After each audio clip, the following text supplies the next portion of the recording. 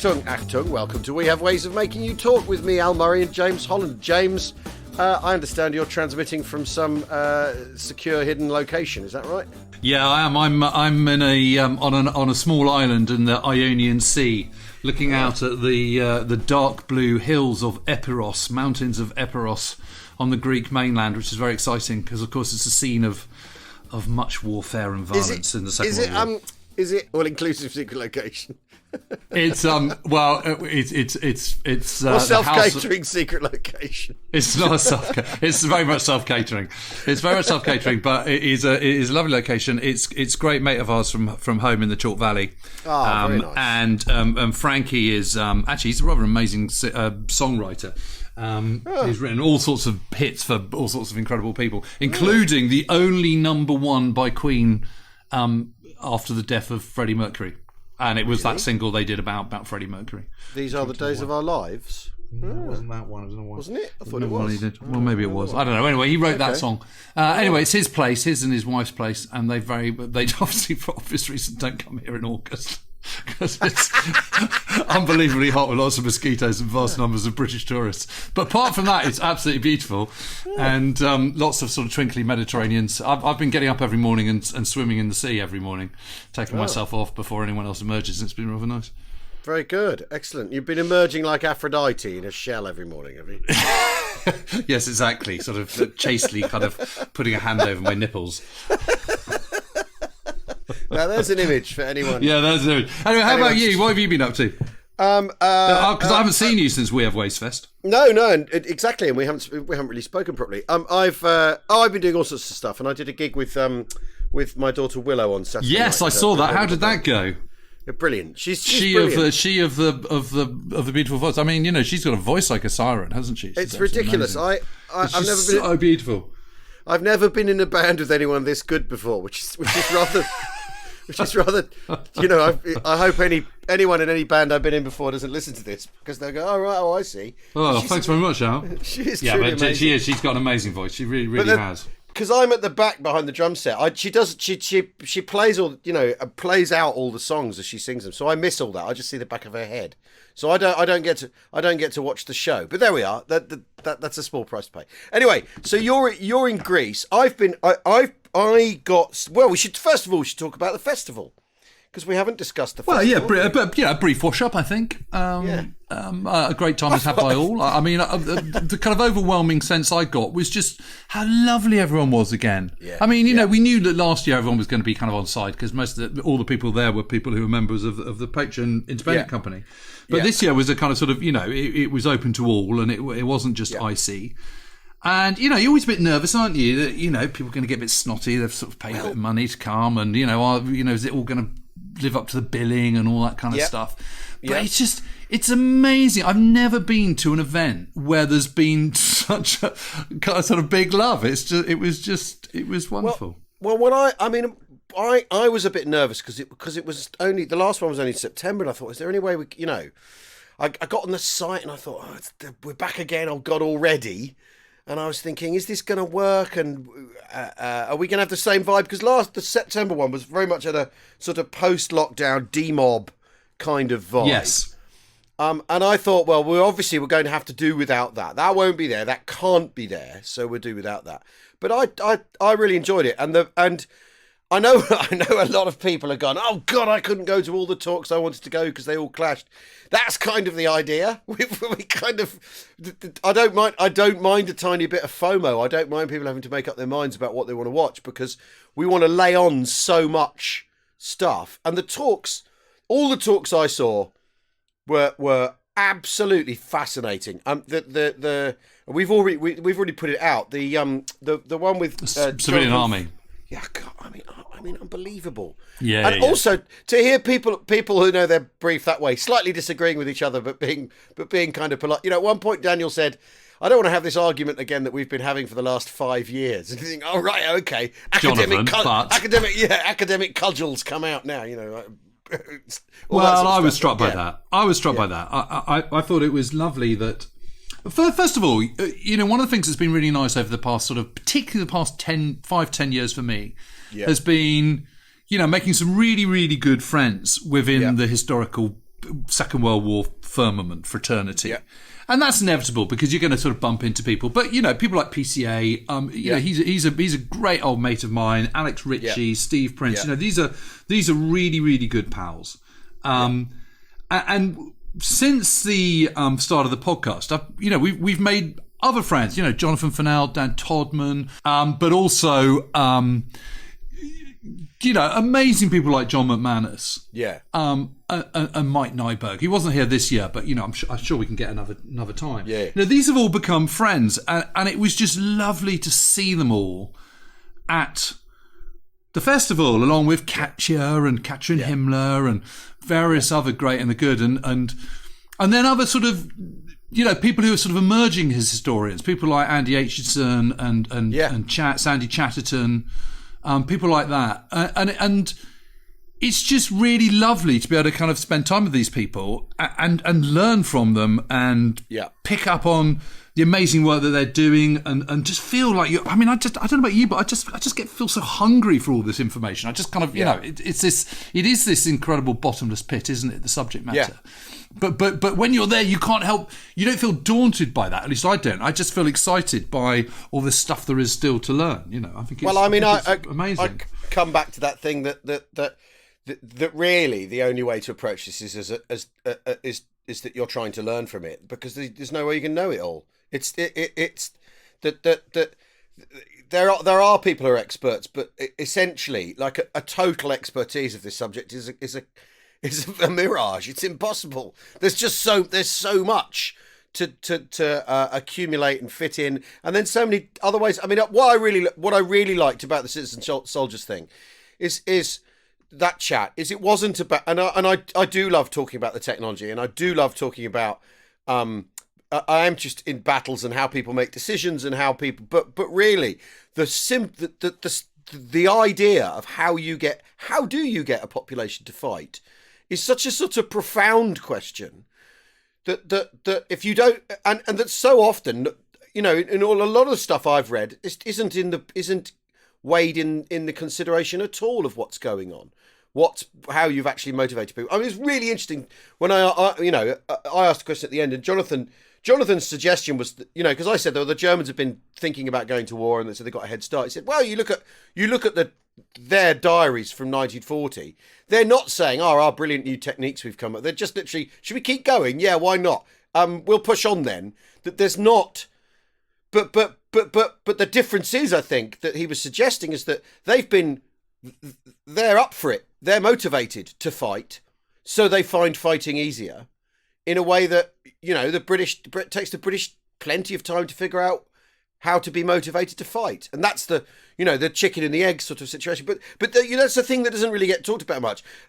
Not on a, reading the morale reports way. There's Churchill going, why can none of these buggers fight? But he never, he never offers answers in his histories. He never, it's just the generals are useless or something.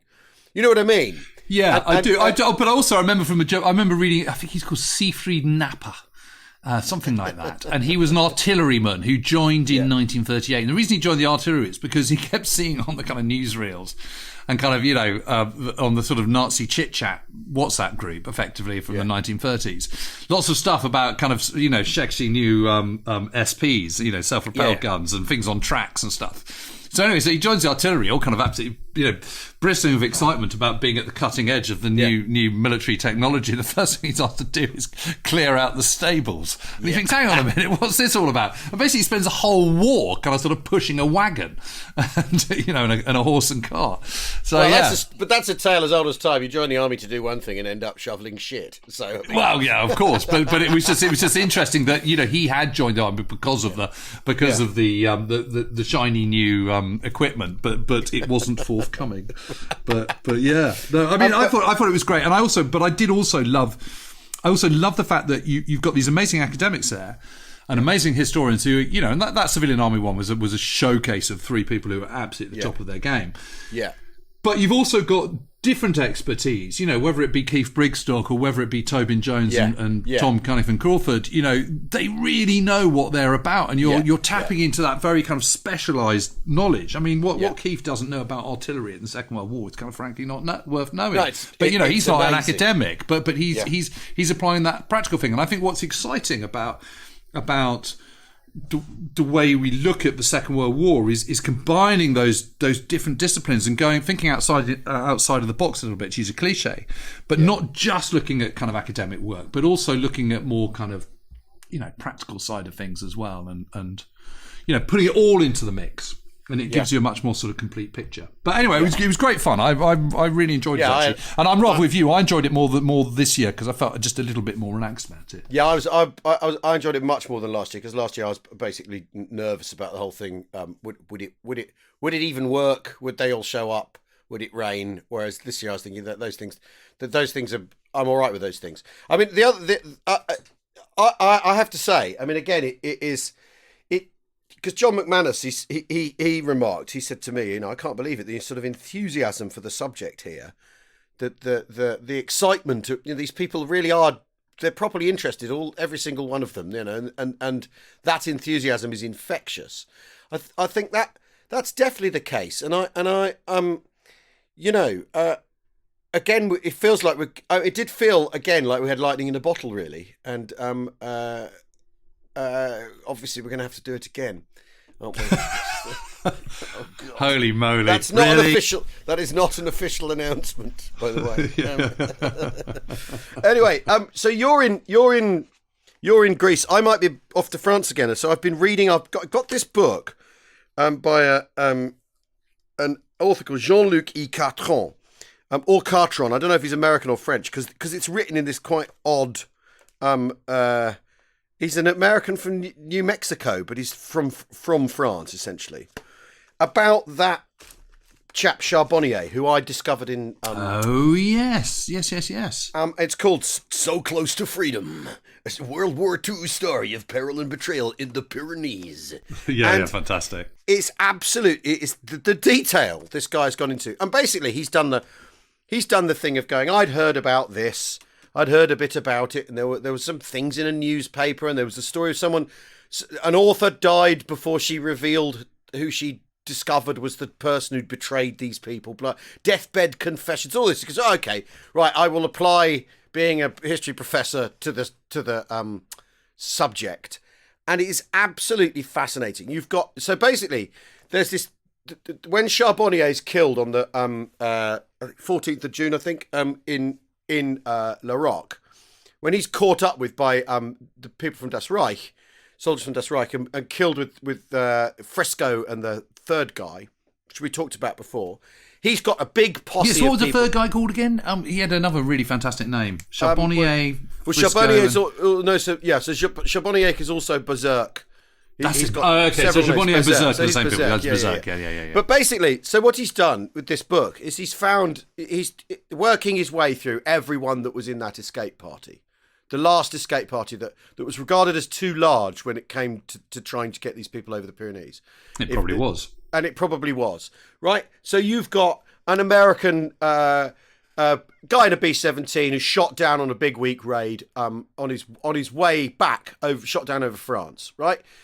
And then a Mustang pilot who on his first sortie where they're allowed to go off and strafe low level, he's hit, bails out, comes down somewhere. The French civilians direct the German he can see looking for him. He's coming down on his parachute. He can see a German sort of doing this because there's a plane crashing. And as he lands, he sees these French civilians going, no, he went that way, like that. And they hide him in a loft and hide his parachute and everything. And then a bloke shot down, a British bomber command guy who shot down in a Lancaster on his way back from Augsburg. It's all in February of 44. And he is a replacement crew member, right? So he's shot down.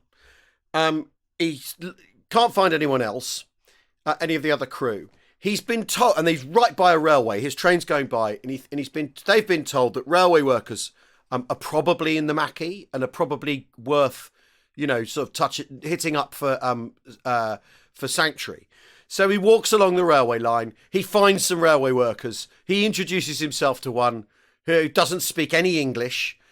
The bloke says, all right, then you come home with me, right? So he trusts him. He goes home with them. They get into his house, and the bloke... Seemed like a nice bloke. They pidgin English there, or somehow communicate. They give him something to eat, and then they say, "And you'll be sleeping in this bed tonight." And he's like, "Oh, thanks very much." And then the guy's wife shows him how to use the chamber pot, demonstrates how to pee in the chamber pot, does a little mime for him.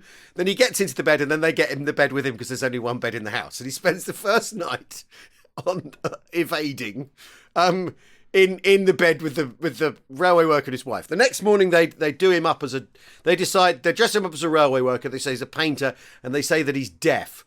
And so many of these guys get about being deaf and have to play. There's an absolute explosion in deaf people in. Yeah, exactly. So they in France in 1944. And one of these American guys, they go on about how well he handles it, because he just doesn't. He acts like the German.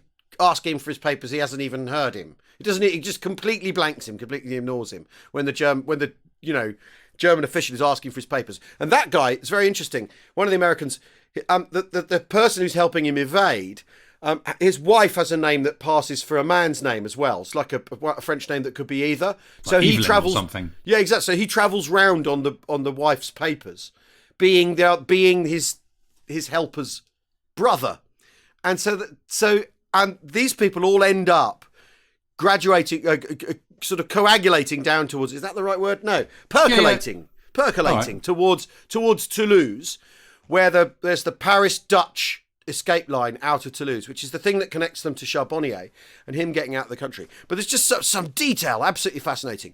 The American airmen, in the estimation of the escape line people, find the escaping more difficult, right? Because they've all got nice shoes, and the nice shoes all fall apart, right? Because they're not good enough for a long trek. And then because they're bigger than everyone else, their feet are too big, and you can't get walking boots for them. And so, isn't that interesting? Of course, it just all makes perfect sense, doesn't it? Yeah, a big part of their effort is trying to get hold of a couple of pairs of walking boots a week, wherever they can scrounge them, to get onto American feet, because the Americans have bigger feet than everyone else. And you've got all, because they're all 6 foot and got square jaws and great teeth. Better, and they're better fed, so they're used to eating better. So they find the sort of the hard graft of the escape walks more difficult because they're bigger lads. Sometimes it works against you being healthy. I know. And being from a modern world. And being well fed and all that sort of thing. It's absolutely fascinating. Amazing. So where's all the research come from, though? This guy's he's just. I mean, I haven't looked at the notes, the sources yet, but he's burrowed into tons of newspaper articles. Canadian news, because of course there's bomber command guys who are Canadian and Australian, so he's been gathering the stories together from all over the Commonwealth. Amazing. To piece this stuff together, and it really, really is interesting. And this fellow Berserk, Charbonnier, he's a medical student in the 30s, and he's regarded as the big joker in his medical school in Toulouse. He's regarded as like he's seen as the sort of big man on campus. He's a bit of a laugh and all this sort of thing. And then he's completely enraged by the Spanish Civil War. In his holidays, he goes mountaineering in the Pyrenees. But what I didn't realise is that the Gestapo have an office in Barcelona, and the Spanish are fully sort of snuggled up to the Germans and are arresting evaders the other side, and then sending them back over the Pyrenees, or sending them back to the Germans. So you can still, even if you get over the border, and there's one really brilliant bit where one of the British airmen is a geologist, right? And the guide says, right, we're in Spain now. And he looks at the rocks and he goes, no, we're not. That's amazing, isn't it? Yes, no, we are not. There's a very famous theatre in Barcelona, which is where all the Nazis used to go and watch Wagner operas, which the Spanish were put on to kind of show the first ever performance of Parsifal outside of Germany was performed in that theatre in Barcelona. Really? And Goebbels was in attendance. Yeah. Bastard. Wow. Yeah.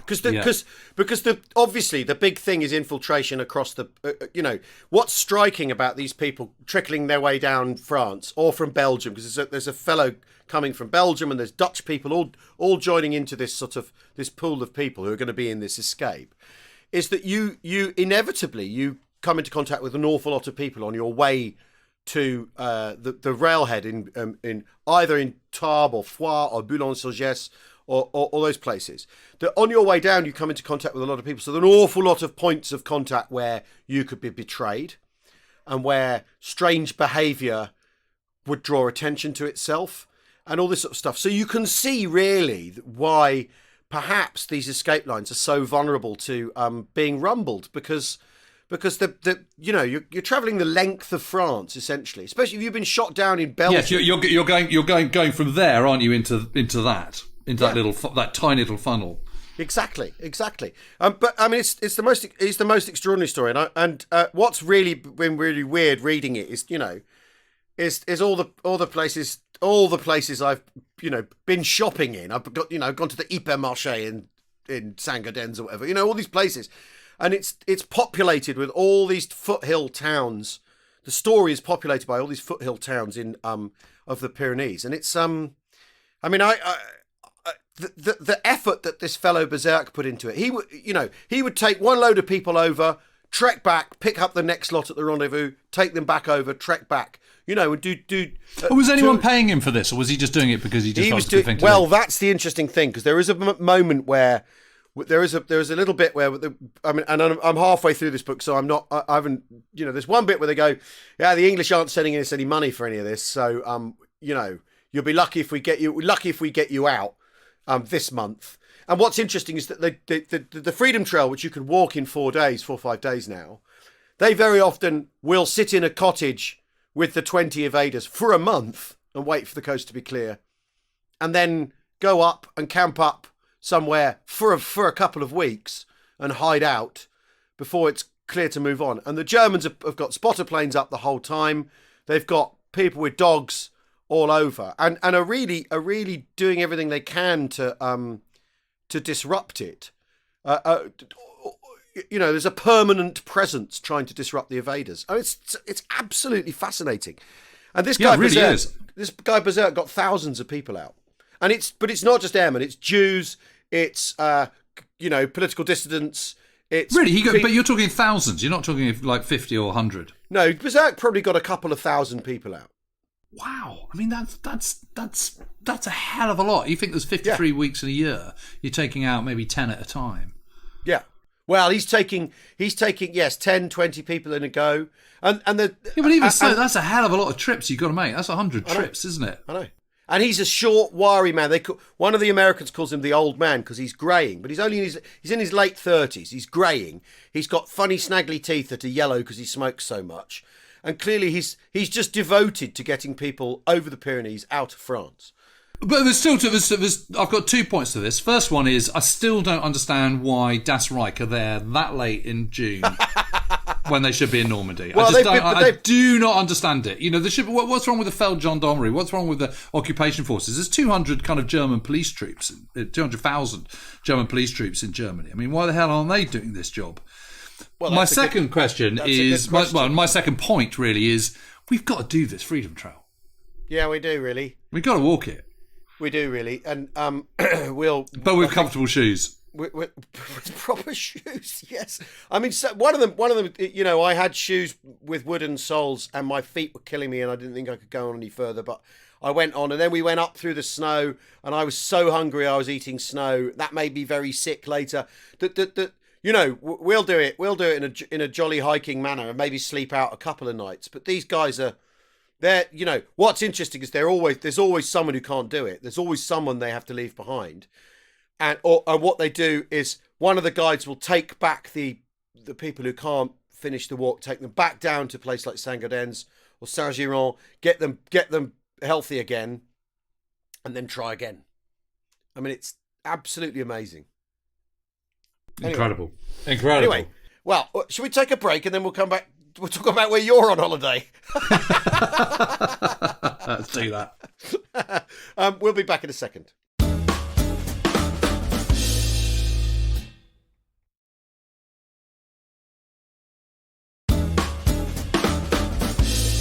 back to Weird Ways of Making You Talk with me, Al Murray, and James Holland. James is on an exclusive island hideaway in the middle of the Ionian Sea. Island hideaway. with the blue mountains of Epiros in the distance. There it is. So over the last month or so, I've been doing quite a lot of reading around the Balkans and Greece. And because I felt it was this sort of massive hole in my knowledge. Yeah.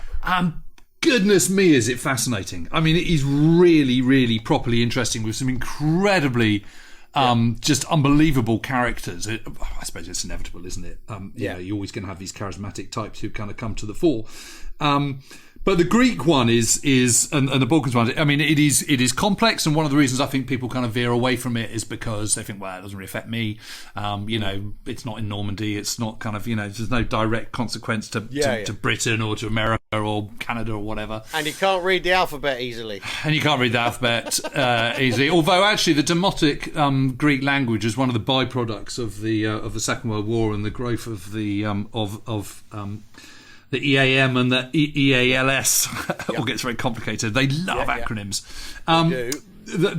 But so my kind of sort of starting point with the Greek one was Operation Harling, which is the kind of first major SOE operation in Greece. Yeah. And this basically in the summer of 1942, obviously the British have retreated back to the Alamein line. Yeah. And they know that kind of cutting Rommel's supply lines is absolutely key. So that's one of the great benefits of kind of, you know, getting Malta back on its feet, and you know, it's coming up to the feast day of Santa Maria, the kind of famous anniversary of the 80th anniversary of Operation Pedestal. And actually, we should do something on that, shouldn't we? Yeah, we ought to. But because that's for next week. Oh Jesus! Well, maybe we could do that next Monday or something. Anyway, but. So that's very successful, and they sink those 6 oil tankers. But they're also thinking, well, hang on a minute, you know, 80% of his supply lines is actually coming. Most of his supplies, although they're coming in ship via kind of southern Greece and Italy, they've got to get to those ports in the first place. And where they're coming down through is down through the Balkans, so going through Salonika down to Piraeus. Yep. And the only way you can do that is by railway, and there's one single line that's going down there, and these trains are going back and forth with him and sort of juggling every 20 minutes. Yep. So that is a kind of indication of just how much the the Axis forces are dependent on railways, but it's also it shows you, you know, it's obviously a massive, vulnerable, weak spot in terms of their communications. That's an opportunity right there. Surely that's sure, exactly, and this is a viaduct, right? Because we've talked about there's 3 viaducts. There's 3 viaducts. Right. Okay, but we've talked about the aqueduct. Operation Colossus. And previous attempts to sort of magic bullet your way to disrupting the Axis warfare. You know, it's a silver bullet, isn't it? Yeah. This is like if you're only going to destroy this. Yeah, exactly. You cut the communication lines. Rommel's not going to get his oil from Greece because we're going to sink the ships, but also he's not even going to get them to load it on the ships in the first place because... Exactly. It's Rommel's umbilical cord. You cut that, the baby dies. Job done. Yeah. Okay. And we went to Alamein and all the rest of it. Yeah. The problem is they don't really know much about Greece and what's going on in Greece. Oh, really? What a surprise. Oh God. All they know is that, you know, they left Crete and, you know, tells between their... Well, they left the 42,311 or whatever it was that was evacuated from Greece on the end of April. Yeah. Was then followed by kind of obviously the evacuation of Crete rather, a month later. Yeah. And since then, you know, what they've had is a handful of kind of SOE operatives kind of sort of tentatively kind of working around but not really sort of getting a kind of handle on what's going on. Yeah. And they've got SOE in Cairo who are frankly pretty clueless on what's going on around them just because they don't have the comms. They don't have the intelligence. The intelligence that's coming out of Greece is very, very complicated because it's coming from the mountains into Athens and Piraeus and then being radioed out to somewhere else or taken by message by a little boat or whatever. And by the time it gets to Cairo, it's kind of sort of Chinese whispers and it's completely changed. I'm right in thinking there are communists, there are monarchists, there are yes. otherists, there are Greek nationalists, there are you know, people who just want to have a war with Turkey. Actually, no, that's the one thing no one wants anymore in Greece. Well, no, exactly. They don't want a war with Turkey anymore. But there was a time where that was. There was a time. Quite the ticket, yeah. So anyway, so there were all of that, and I think it's worth us. We'll go back to that. Yeah. I think, because it is, you really, this is one of the things I've discovered having read all this. You really, really have to do quite a deep dive backwards to kind of be able to make sense of what on earth is going on in the Second World War in Greece. But anyway, so SOE mounts this operation. It's called Operation Harling, and the whole plan is to have this umbilical cord cut completely before Operation before Alamein is launched in the third week of October. So the whole plan to do it was due sometime in September, kind of early October, something like that. But anyway, so they set up these various groups, and one of them is by a guy called Colonel Eddie Myers, who's a Royal Engineer, joined the SOE. There's another one, is his deputy is a chap called Christopher Montague Woodhouse, and Monty Woodhouse, who's kind of wrote a very famous book, which I think is out of print, which we should rapidly get back into print, frankly. And then there's another guy called Dennis Hampson. These are all SOE operatives out there, but Myers is the guy who's put in charge. And they have these three landing groups who basically they identify there's three potential viaducts. Yep. There's the Gorgopotamus, there's the Asopos, and there's the Papadea. These three viaducts going between Salonika and Piraeus. Can I just feast on your pronunciation there for a minute of the Gorgopotamus? Yeah. I mean that the Gorgopotamus. The Gorgopotamus is next door to the Velociraptor at the Natural History Museum, isn't it? Yes, and wallowing in mud. Yeah, exactly. So anyway, so they head off there, and they're expected. What they do know about a resistance leader called Napoleon Zervas, and they've heard about him. I mean that name alone, you're going to back Napoleon Zervas, aren't you? Of course you are. So they get out there. So Myers gets out there, and there's absolutely no sign of Zervas anywhere near. And Woodhouse gets out to, he gets dropped just north of Athens. Their radios are dis. Yeah. Again. Yep. So they then have to sneak into Athens clandestinely to make their radio message back to SOE Cairo to say, everything that you thought was that we thought, basically our intelligence brief, our orders brief is basically entirely fictitious. There's not a single bit of it that bears any resemblance to reality whatsoever, apart from the fact that these three viaducts do exist. Every single thing else is basically totally wrong. He then manages, Woodhouse's group then manages to meet up with Eddie Mars's group, and they think, okay, chaps, well, let's just push north and we'll do a recce. It then takes them 5 weeks to meet up with Zervas. They're 5 weeks? 5 weeks to meet up with Zervas. Jesus Christ. Yes.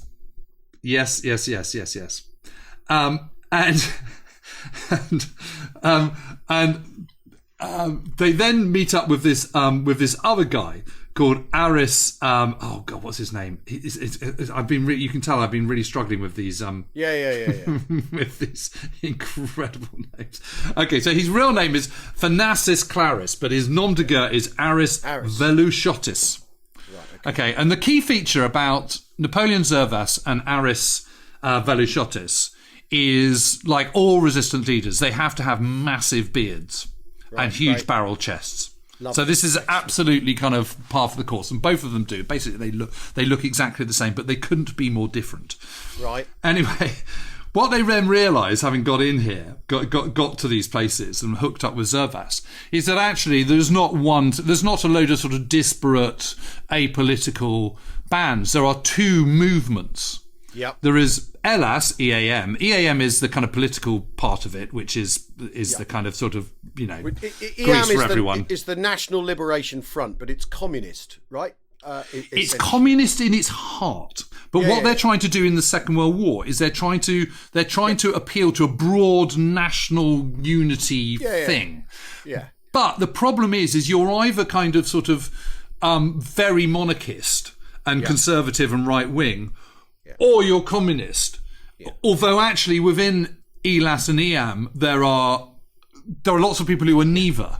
Yeah, of course. But EDES has been formed, which is another armed unit, National Republican Greek League. Right. But these are Venezuelists. So this is why we need to know about Venizelos. But Venizelos is a kind of sort of Republican movement, anti-monarchist movement. But it's attracting people who don't want to be commie but aren't rabid royalists either. So they're centrist dads. They're centrist dads. It's exactly what they are. They're lily-livered centrists, but actually there's nothing lily-livered about Napoleon. I know. You look at the photos of these guys. The photos of these guys. These are some of the toughest centrists you'll ever run into. Anyway, let me tell you. So anyway, let me tell you about Aris. So Aris is an extraordinary character. I mean, he's one of the great men of Greece's Second World War. Yeah. But he's also a total bastard. Yeah. And do you want to know what Dennis Hansen said about him? No, go on. Dennis Hansen described him as the most ruthless man I have ever met, the most cold-blooded, the cruelest. He was an ex-schoolmaster, sentenced in Greece for homosexual offences and trained in the Moscow School of Communist. An intelligent, able man with no heart, without human pity, an excellent psychologist, a fanatical leader of men. Oh, wow! So you cross him at your peril. There's a character reference, isn't there? Yeah, So that's him, and basically, what's developing here is the kind of the first Greek Civil War, part one of the Greek Civil War, which obviously extends post-war. Where the part one is in the kind of late 1943 into 1944. 1942, what the SOE tried to do is they say, okay, Servus, okay, Aris, let's work together on this one. The greater good. The greater good is the greater good. And on this particular occasion, and literally because it's still early days, this is 1942. Yeah. Aris and Servus go, do you know what? Okay, we will. We'll work together on this. Yeah. Now, the assumption is that they are doing this on the assumption, yet again, that the Allies are going to come to their rescue and invade Greece. Oh, no. Whereas, obviously, Handsome and Eddie Myers and Monty Woodhouse all know that isn't going to happen. Yeah. They know that that's not going to happen. What they're doing is they've been asked to set up resistance to draw in German troops and also extend their own British sphere of influence in the Mediterranean because and that's historical because of the Mediterranean fleet and all the way back to Napoleonic times, etc., etc., etc. But it's also because Greece is seen to be sort of Southern European, very much in the Western sphere rather than the kind of Eastern European sphere. Yeah. And because Churchill has a romantic idea about Greece and its location in Western culture and democratic ideas and all that sort of thing. Yeah. All that sort of stuff, but also because it's a monarchy. Yeah. And the monarchy is actually a Northern European monarchy, even though it's Greek. Yeah. They're not Greek at all. They're German and Danish, and yes, and of course they all have actual links to the British royal family. So there is that kind of personal thing, and the British royal family abandoned the Tsar, but they're not going to do it to the Greeks and all this kind of stuff. Yeah. So there's all that kind of that stuff. It's not kind of it's not a make or break factor, but it's a factor. Yeah. So all this stuff is going on in the background, which is why Britain wants to be so involved. And what they really want to do is avoid it becoming communist. They don't want any part of kind of Western Europe becoming communist. Yeah. Which is why they take the actions they do in Italy, which is another story. But this is why. But they don't really care about the Balkans. So Churchill doesn't give a shit about the Balkans at all. No. I mean Yugoslavia for what was Yugoslavia. Yeah, because he's got that sort of this. It produces more history that it can cope with all that whole idea of the place, doesn't it? There's just no point getting stuck in because it'll only go badly for you. So that's his view, isn't it? Whereas Greece occupies. It's got all these things going for it, but they're still not going to invade and kick the Germans out. So yeah, exactly. So guess when it is that they finally get around to blowing up these. It's going to be given the 5 weeks trekking around Greece. It's going to be after Alamein, isn't it? It's after Alamein. Yeah. It's not until the 22nd of November do they decide that the Gorgopotamus is the one of the three that offers the best opportunities for success. And they realise that they can only do this with the help of the Greek Andartes, the resistance, the Maquis, equivalent to the Andartes is the Greek name for sort of Maquis or partisans or whatever you want to call it. Yeah. And so they decide to go for the night of the 25th of November. This is going to be which is after Operation Torch, let alone after Operation. Yeah. Exactly. after Alamein. I mean, it's completely kind of, shutting the door after the horse has bolted. But be that as it may, that's what they do. And they realise that the bridge is protected both ends by about 80 Italian troops who are kind of, low grade. There's a road that's parallel to it. There's a camp, little barracks where the Italians are. And they decided what they're going to do with their 100 ELAS troops and 100 EDES troops, plus their own little group of SOE operatives. They're just going to attack both ends, plus the road, plus the Italian camp, all at once and just overwhelm them. Yeah. And that's exactly what they do. And it's incredibly successful. They kill 20 to 30 Italians. The bridge is blown up. And there's a fantastic description by Monty Woodhouse. He says, 2 spans of the bridge rose up a few feet into the air and fell gently into the valley. Simultaneously, all the lights in Lamia, which is the nearest town, went out. From what cause I never knew. It could not have been the force of the explosion. Zervas, Aris, and I joined hands and danced on our mound. Being 3 of us, we sang triumphantly as we danced a cleftic ball on the land of the 3 lads of Volos. It was not very relevant, but it didn't have to be.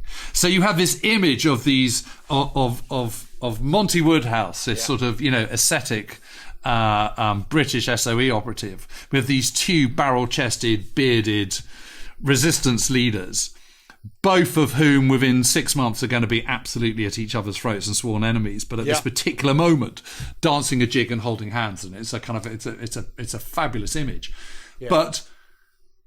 But what is really interesting about this is that immediately afterwards, the Italians go into Lamia. They seize 14 civilians, take them to the foot of the ruined viaduct, and shoot them. The Italians are every bit as bad as the Germans when it comes to atrocities in Greece, as are the Bulgarians, who've also been in on the whole thing. Everyone forgets about them, but they've been up in the north and they've been ceded lands and occupying troops at the top, because Germany's only interested in one thing, and that's basically raping Greece for all it can. Money, food, tobacco, shipping, literally anything it can get its hands on. And in the first year of the occupation, some 41,000 people die of starvation. In Greece alone. I mean, it is absolutely appalling. And the number, over 1,000 villages are razed by the occupying forces between 1941 and 1944. 1,000 villages, 1 million Greeks are left without homes because of this. That's all we got time for today. We're going to be back on Thursday to talk more about Greece.